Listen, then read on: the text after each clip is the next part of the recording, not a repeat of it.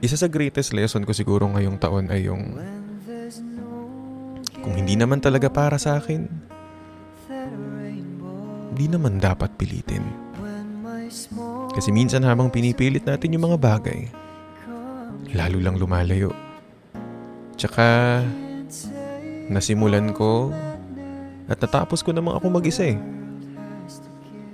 Kaya ko naman pala. At alam kong kakayanin ko rin ulit. Kung may dumating, edi salamat. Pero kung wala, ayos lang. Friendly face, a lonely place. It's nice to know